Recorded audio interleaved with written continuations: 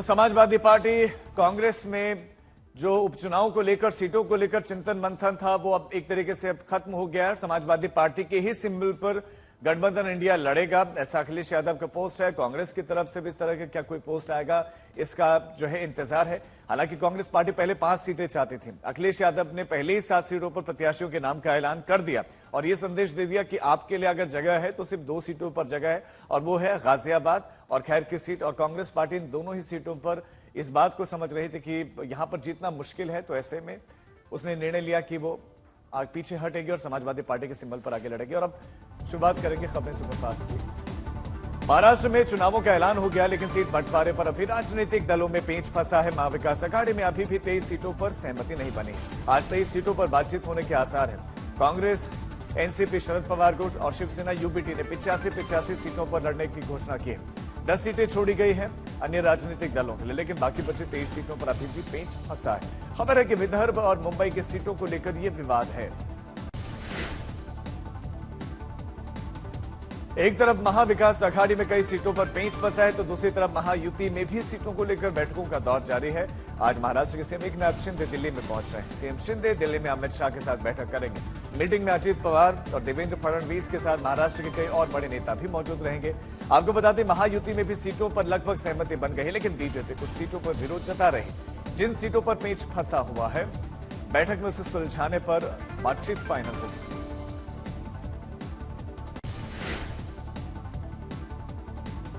वक्फ bill पर JPC की बैठक में हंगामे के बाद विवाद थमने का नाम नहीं ले रहा। जेपीसी में शामिल 3 बीजेपी के सांसदों ने लोकसभा अध्यक्ष ओम बिरला को एक चिट्ठी लिखी है। सांसदों ने मांग की है कि टीएमसी सांसद कल्याण बनर्जी के खिलाफ एफआईआर दर्ज की जानी चाहिए और वक्फ बिल पर जेपीसी की बैठक के दौरान हुए हंगामे की जांच पूरे होने तक उन्हें निलंबित किया जाना चाहिए। ओम बिरला को लिखे गए इस पत्र पर बीजेपी सांसद निशिकांत दुबे, अपराजिता सारंगी और अभिजीत गंगोपाध्याय ने संयुक्त रूप से हस्ताक्षर किए। पत्र में बीजेपी सांसदों ने टीएमसी सांसद को लोकसभा से निष्कासित करने पर विचार करने का अनुरोध किया है। दिल्ली में बढ़ते प्रदूषण पर उपराज्यपाल ने सीएम आतिशी को चिट्ठी लिखी है। एलजेपी सक्सेना ने दिल्ली की खराब होती हवा पर चिंता जताई है। वहीं पराली को लेकर दिल्ली सरकार का दूसरे राज्यों पर आरोपों को लेकर एलजी ने निशाना साधा। एलजी ने कहा कि दूसरे राज्यों पर दोषारोपण करने से पहले अपना घर ठीक करें। एलजी ने चिट्ठी में इस बात का भी जिक्र किया कि पूर्व सीएम केजरीवाल के साथ प्रदूषण को लेकर उनकी कई बैठकें हुई। समस्या से निपटने के लिए उन्हें कई सुझाव भी दिए गए, लेकिन उनकी बातों पर ध्यान नहीं दिया गया।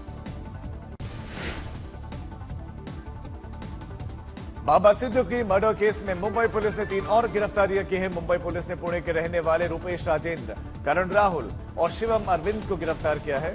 पुलिस अभी इस मामले में एक और आरोपी रेहान खान को हिरासत में लेकर पूछताछ कर रही है। मुंबई पुलिस के मुताबिक सभी आरोपी शुभम लूनकर के संपर्क में थे। सिद्धू के मर्डर केस में अब तक 14 गिरफ्तारियां हो चुकी।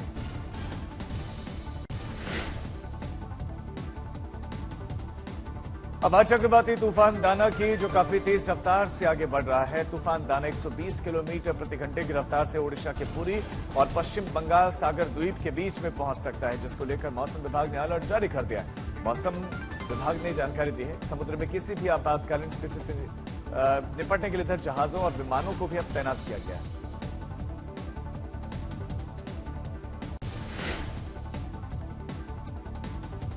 बात अब करेंगे श्री राम की नगरी अयोध्या की, जहां पर साधुओं और कुछ लोगों की मारपीट का वीडियो जमकर वायरल हो रहा है। वीडियो वायरल हुआ जिसमें 2 बुलेट पर सवार साधुओं और एक परिवार के युवक जो है सदस्य के बीच में मारपीट होती दिख रही है। साथ मौजूद एक उम्रदराज साधु बीच बचाव करता दिखाई दे रहा है और इतना ही नहीं, मारपीट के बाद बाकायदा गाली गलौच वहां सुनाई दे रहे हैं। हालांकि अभी तक वायरल वीडियो को लेकर किसी पक्ष के द्वारा शिकायत की सूचना नहीं है। वायरल वीडियो के आधार पर पुलिस जांच जरूर कर रही है।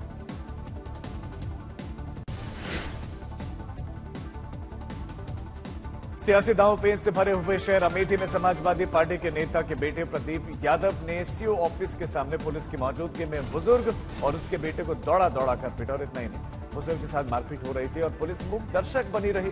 ये बताया जा रहा है कि बुजुर्ग आरक्षित जमीन पर कब्जा की शिकायत करने के लिए तहसील में पहुंचा था। मारपीट के बाद पीड़ित बुजुर्ग ने कहा कि समाजवादी पार्टी नेता की तरफ से हमेशा से ही उसे परेशान किया जाता रहा। मुंबई से एक चौंका देने वाली घटना सामने आई, जहां पर बीएमसी के मुखबिर के तौर पर निलंबित किए गए 4 लोगों को जबरन एक कमरे में बंद कर दिया गया। उन्हें पीड़ितों के मुताबिक उन्हें निर्वस्त्र किया गया, निजी अंगों पर बिजली के झटके दिए गए। मारपीट का वीडियो वायरल होने के बाद तीनों आरोपियों को मारपीट, आईटी एक्ट, गंभीर चोट पहुंचाने और अन्य धाराओं के तहत गिरफ्तार कर लिया गया है। आरोपियों को 5 दिन की पुलिस हिरासत में भी भेज दिया गया है।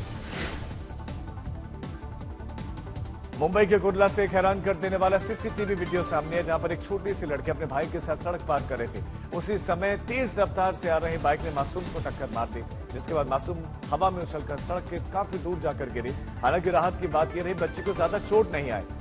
वहां से कुछ लोग गुजर रहे थे, उन्होंने बच्चे को उठाया। वीडियो वायरल होने में बच्चे की चीख पुकार सुनाई दे रहे हैं। स्थानीय लोगों के मुताबिक रोड पर डिवाइडर नहीं होने के चलते लोग बेलगाम होकर यहां गाड़ी दौड़ाते हैं और आए दिन इस तरह के हादसे होते हैं।